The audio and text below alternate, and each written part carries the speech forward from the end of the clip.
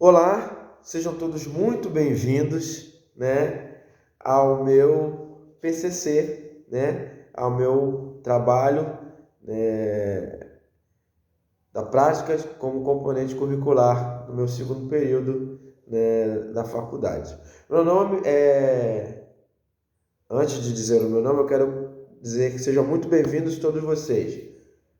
Professores, tutores, sejam bem-vindos demais professores da universidade, sejam bem-vindos veteranos, sejam bem-vindos calouros, sejam bem-vindos inscritos do meu canal, sejam bem-vindos todas as pessoas que serão alcançadas por esse trabalho em vídeo, ao longo dos anos aí, porque a ideia, de fato, é essa, acredito eu que quando a universidade nos propõe fazer em vídeo, a ideia, de fato, é manter registrado para futuras pesquisas, até mesmo colegas universitários e demais pesquisadores, profissionais, alunos ou profissionais.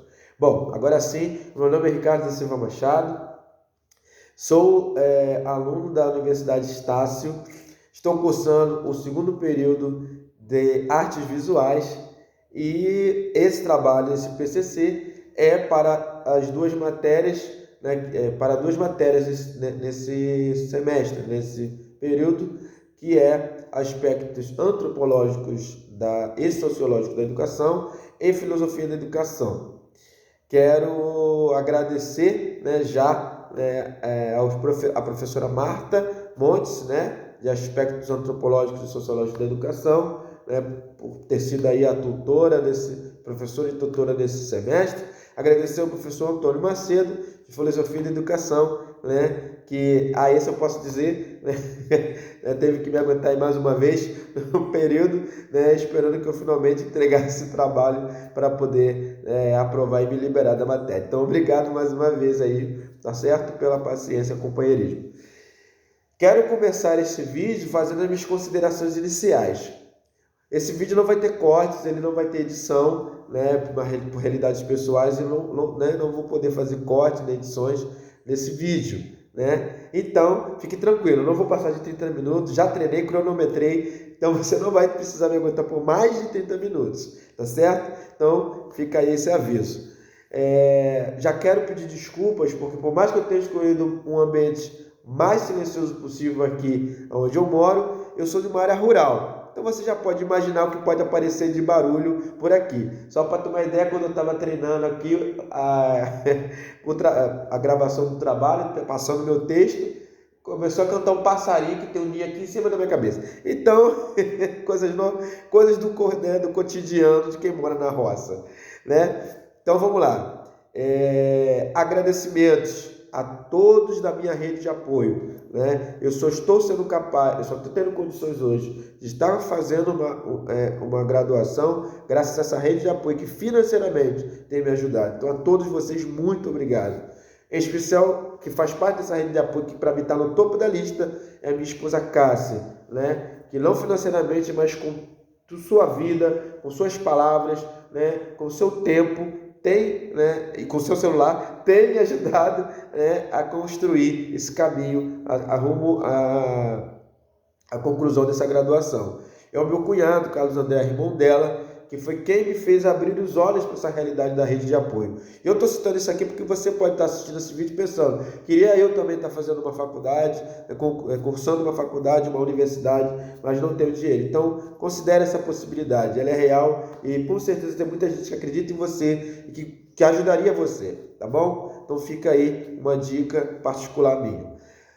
Agradecer à Universidade Estácio por nos permitir entregar em vídeo esse trabalho, Mas ainda eu preciso agradecer porque estou concluindo esse trabalho aos 45 do segundo tempo, na prorrogação dos 45, que é hoje, dia 3 de julho, a data limite que foi prorrogado esse trabalho. Então, eu iria fazê-lo mesmo sem poder entregar, mas quando eu vi essa possibilidade, chegou a notícia da possibilidade, eu me animei, me empolguei e fiz de tudo possível e aqui estou concluindo o processo.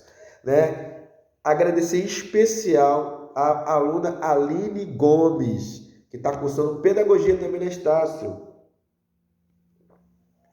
foi o vídeo dela, foi o PCC dela, ao assistir o PCC dela, porque como muitos alunos aí, eu estava perdido, sem saber o que fazer, eu já tinha aceitado que eu ia concluir mais um semestre com pendência, né, com reprovação por causa desse bendito PCC, mas quando eu assisti o vídeo da Aline, eu falei, meu Deus, é simples assim, então...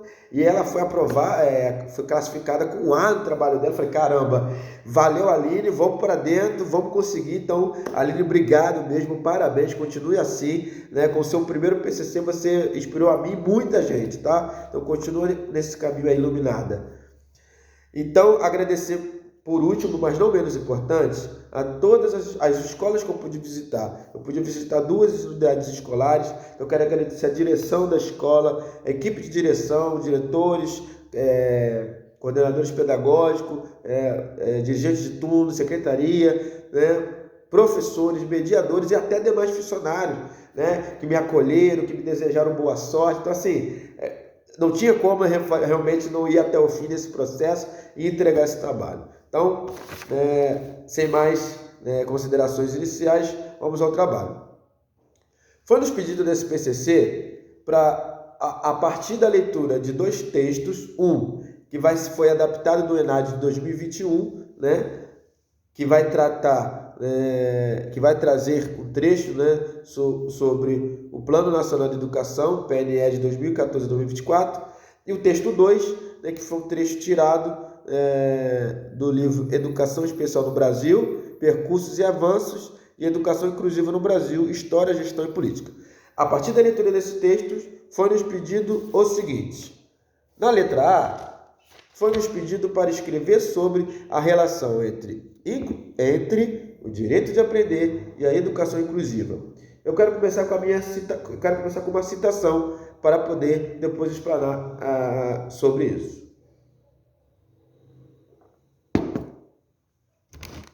Mesmo com todas as políticas educacionais de inclusão estabelecidas no Brasil, o país ainda tem muito que caminhar para estabelecer o acesso e a permanência de crianças portadoras de necessidades educacionais especiais na escola regular, dentro de uma perspectiva inclusiva. Embora a Lei de Diretrizes e Bases de Educação Nacional, LDBEN, Lei número 9.394-96, estabeleça a educação especial como uma modalidade a ser ofertada dentro da escola regular de ensino. É para mim decepcionante ver que nem o direito de aprender, nem a educação inclusiva são vistas pelos governos e pelas unidades privadas como urgente. Minha experiência desde 2017 como instrutor de curso livre de música me faz ver que pouco mudou. Acessibilidade, número de alunos com deficiências e muito mais. Então, assim, né, nós estamos falando de uma lei que vem de 1996, se não me engano aqui, né, então me perdoe se eu estiver calculando errado. Pelo que eu entendo, é de 1996. E eu, em 2017, comecei a atuar dentro de sala de aula, né, como instrutor de curso livre, dando musicalização, né, montando coral e outros projetos. E eu pude perceber ao longo desse período, né, tanto em escola particular quanto na escola pública, quanto de fato não tem um pensamento de acessibilidade, né? Você não tem corrimões, né, específico para pessoas com deficiência. Um exemplo, né, que eu me lembrei para citar, né? Uma das unidades que eu visitei tem um elevador de acessibilidade para o cadeirante. Em todas as escolas que eu já trabalhei até hoje, né, eu nunca vi esse elevador, a não ser essa unidade, que é uma unidade pública. Então, assim, não estou dizendo que a unidade particular ela tem que se virar de fazer tudo isso, mas ela precisa, né, ir atrás, cobrar sim dos governantes apoio nesse sentido, já que é lei, né? Então, para mim é decepcionante ver que o assunto é visto assim, se vira escola, desculpa aqui a forma de falar, porque né, eu vejo com muita, eu gosto de ser o máximo transparente no que eu quero dizer. Então, assim, eu vejo muito, assim, pelos legisladores, né, e executivos, muito assim, se vira aí, né? Faz aí, eu quero que você faça. Então, assim, muita coisa precisa ser mudada, como em outros textos que eu pesquisei vai dizer. Muita coisa precisa ser mudada até a gente alcançar realmente ampliar essa coisa do direito a aprender e educação inclusiva.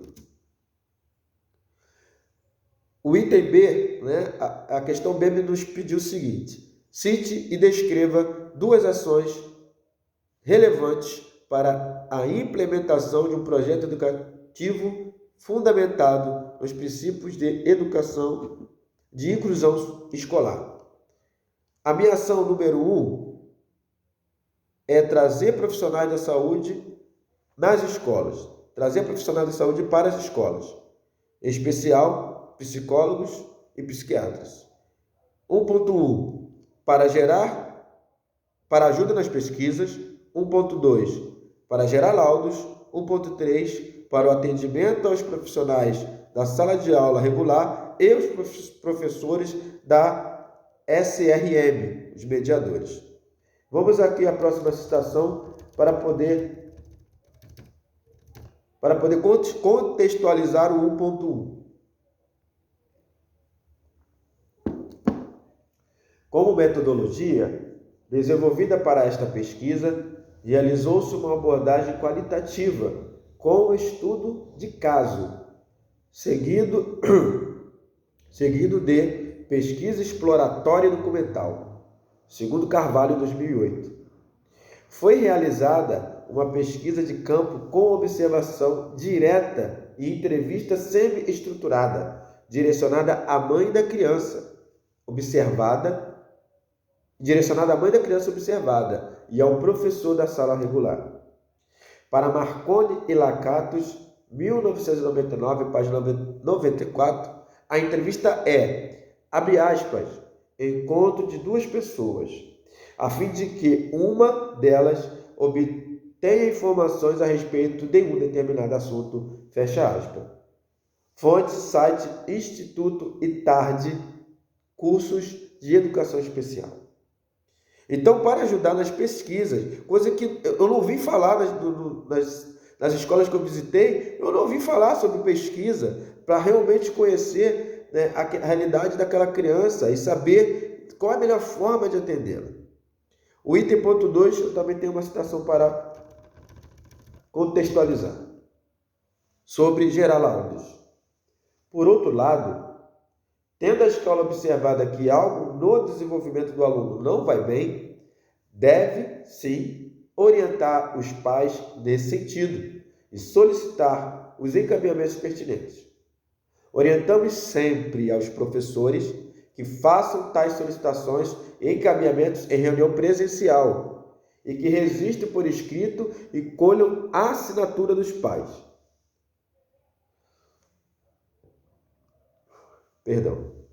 A família deve atender a essa solicitação e não pode, nem deve, negligenciar o direito de seu filho ao laudo, que, inclusive, vale garantir direitos, como currículo e material adaptados, recursos que maximizem seu potencial acadêmico, contratação de profissional de apoio e acompanhamento especializado, quando for o caso, por exemplo. Então, olha, e aí, voltando à minha pesquisa de campo, as escolas que eu visitei, tanto a professora de sala de aula regular quanto a mediadora, sempre me falavam, mas essa criança não tem laudo, olha, mas essa criança não tem laudo, olha, mas essa criança não tem laudo. Eu fiquei, meu Deus, qual o problema do laudo? O que tem o laudo? Por que o laudo é um assunto tão delicado e fazem questão tanto de falar sobre ele? E aí eu fui entender, quando eu fui, né, na internet, atrás de fontes seguras, para poder trazer, né, para eu entender e poder trazer para o trabalho. E aí sim, de fato, né, muitas das vezes, a criança não laudada, você não consegue dar a ela a melhor forma de atender. Então, de fato, o laudo é necessário. Não que a gente não vá fazer o melhor, não que os professores, que as professoras e as mediadoras não vão mudar o melhor atendimento. E aí eu quero abrir um parênteses e agradecer por demais, parabenizar demais, imensamente, né? Porque nessa faixa etária de educação infantil fundamental 1, você vê a grande maioria são professoras, né? Eu estou aqui citando no geral, né? Professores, mediadores, mas temos na grande maioria aí mulheres, né? Então, parabéns a todas vocês, mulheres, que com é muito amor mesmo, a paixão, muito sacrifício, e vocês fazem tudo possível e impossível para dar às nossas crianças o mínimo de dignidade, o mínimo de direito de aprender e de educação inclusiva. Então, parabéns, né? Fecha aqui então meu parênteses. Então, assim, essa realidade do laudo é necessária, mas se você tem um profissional de saúde na escola, você consegue minimizar essa realidade. Eu posso falar de mim, né? Eu tenho necessidade, né? Eu sou paciente terapêutico e psiquiátrico, né? E eu sei o que eu estou passando para conseguir ser atendido pelo SUS, por não ter condição financeira de ser atendido no particular. Eu não estou aqui me aproveitando da minha situação, a situação para fazer um melodrama ou campanha para mim, não. Eu estou trazendo uma realidade, né? E se para mim, que sou um homem independente, né, tenho toda essa dificuldade, eu fico imaginando uma criança que não pode responder por si mesma. Ou ainda, eu fico imaginando essa família, que na maioria das vezes, quando estamos na escola pública, que as unidades que eu visitei são escolas públicas, quando você está na escola pública, você não tem essa condição, você não tem essa realidade, condição financeira, essa base familiar estruturada financeiramente, porque aqui se trata sim de financeiro, para poder ir atrás dos profissionais necessários, para poder ter laudos. E até quando tem, você não tem condições de ir atrás, né, de fazer valer aquele laudo. Então, aí entra esse 1.2, né, da minha ação. 1.3, mais uma citação para poder contextualizar. Muitos professores questionam a educação inclusiva, por não entenderem realmente o papel do atendimento educacional especializado. Infelizmente, ninguém contou para eles como deveria funcionar realmente o AEE. Aspectos legais, quem atua, recursos, serviços oferecidos e, quando é necessário, recorrer ao Ministério Público para efetivar atendimento ao aluno que mais precisa.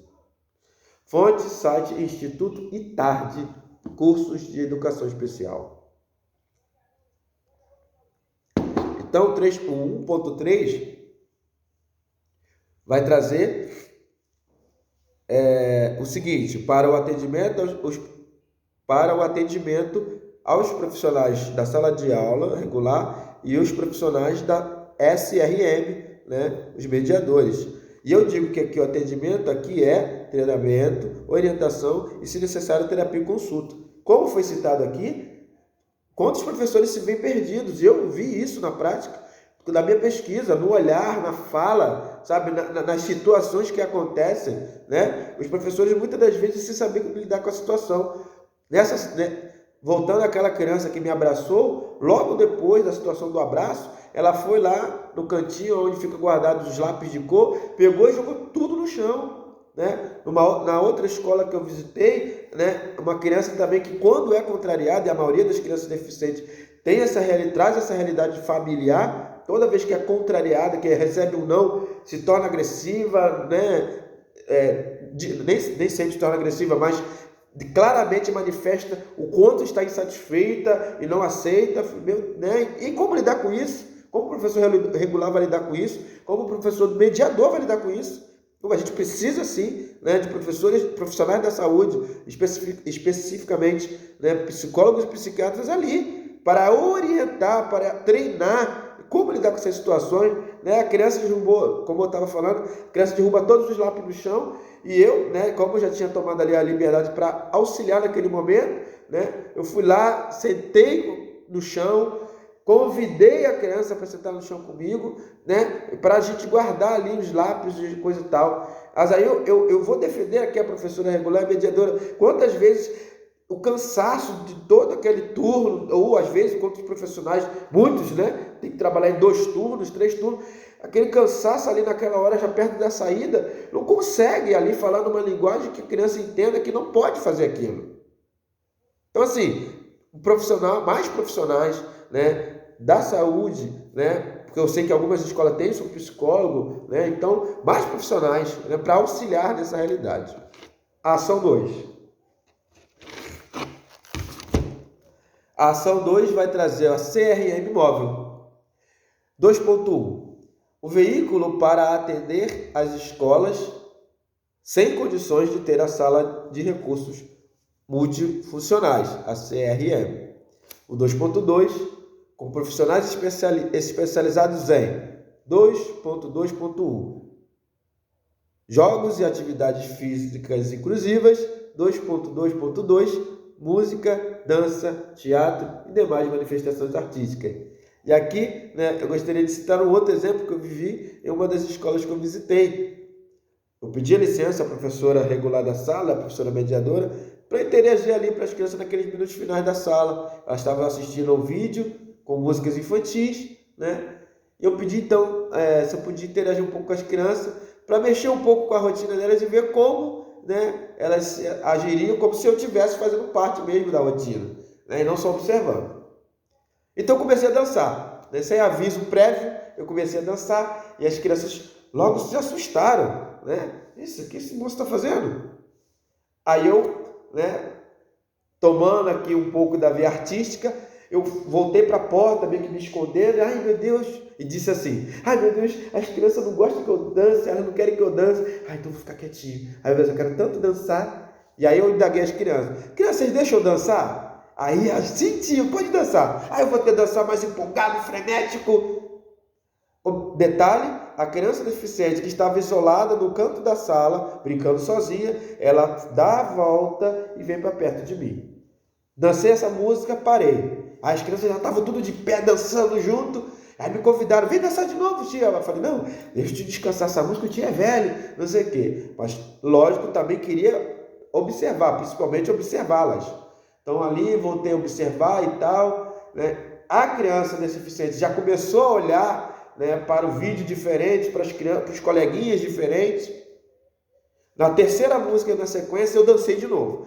E aí era uma música, um detalhe importante. Muitas músicas infantis, elas trabalham essa questão, né, da lateralidade, a coordenação motora, noção espacial, temporal. Então eu fiz questão de, né, de desenvolver com as crianças os movimentos que a música pedia.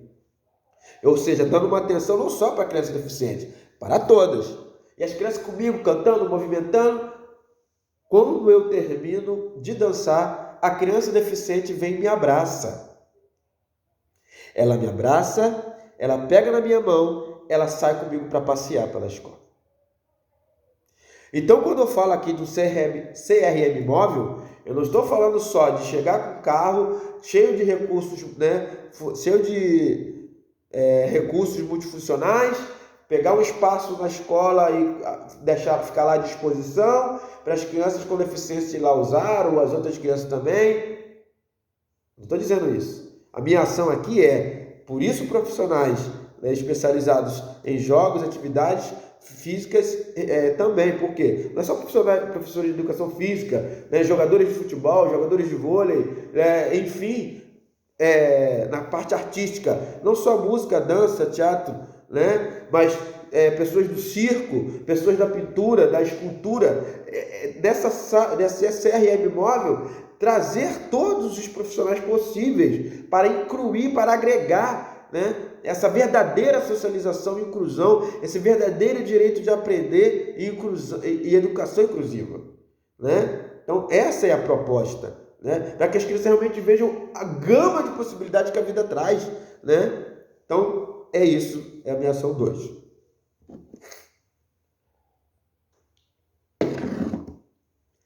A letra C vai pedir o seguinte: com as ações descritas no item B, monte um breve planejamento educativo, seguindo as orientações abaixo. Nome do projeto: Socialização Plus, até o cume do direito de aprender e da educação inclusiva. Tema a ser trabalhado: a interação e envolvimento de profissionais da medicina, psicologia e psiquiatria, né, e das áreas artísticas, todas as áreas possíveis, junto aos educadores, em prol de um amplo direito de aprender de educação inclusiva. Período em que o projeto será trabalhado durante todo o ano letivo, sendo marcado um dia exclusivo por mês, para o maior e melhor desenvolvimento do mesmo. Séries ou anos que serão contemplados pelo projeto: a educação infantil e o Fundamental 1. Objetivos do projeto. Objetivo geral: realizar aquilo que foi apresentado na letra B deste trabalho. Objetivos específicos: 1. Ampliação e adequação de língua e linguagem. E aqui destaco a língua Libras, que, na minha opinião, segundo aquilo que eu estudei nesse semestre letivo, né, deveria ser para nós, brasileiros, a segunda língua oficial. Deveria ser para todos nós a segunda língua oficial e aprendida na sala de aula regular. 2. Maior interatividade entre as crianças com e sem deficiência. 3. Diminuição da inassiduidade dos alunos às escolas, em especial as com deficiências. Também, como foi falado aqui em uma das citações, e eu pude ver na minha pesquisa, que muitos alunos com deficientes todos os alunos com deficientes têm uma grande inassiduidade. Um dia se faz presente na escola, um dia falta. Um dia se faz presente na escola, 2 dias falta. Então, isso mudaria com um projeto desse porte. Justificativa do projeto. Isso está presente na letra A, né, deste trabalho. Então, é só voltar o vídeo, né, na letra A do trabalho, você vai ver então a justificativa do projeto. Metodologia estratégica. 1. Visitar as escolas para oferecer o projeto. 2. Fazer um levantamento do número de alunos em geral e os com deficiências e quais deficiências. 3. Visitar a comunidade local para incluir todas as crianças fora da escola, dando relevância ao AEE, o atendimento educacional especializado. 4. Dia do mês para aplicação intensiva. 5. Manutenção semanal do projeto. 6. Relatório ao final do ano para melhorias do projeto. Avaliação das atividades realizadas. No fechamento de cada semestre, as crianças apresentarão um festival de talentos ou uma Olimpíada escolar, dando a todos os profissionais envolvidos, né, condições de ver o que foi alcançado ou não por todas as crianças. Todas as crianças, com e sem deficiência, segundo os objetivos do projeto. Bom, as referências vão estar em anexo, né? Vão estar em anexo na descrição do vídeo, um documento em PDF com todas as referências. Bom, como prometido, né? 28 minutos e 33 segundos, estou aqui encerrando o meu PCC, muito feliz, muito realizado, né? Com esse degrau que eu subi aqui na minha vida de forma pessoal, particular e acadêmica. Então, né, agradeço a todos novamente, né, as pessoas citadas nas considerações iniciais e desejo encontrá-los novamente logo em breve, né, no próximo trabalho. Então, que Deus nos abençoe e nos anime sempre. Tchau, gente. Até a próxima.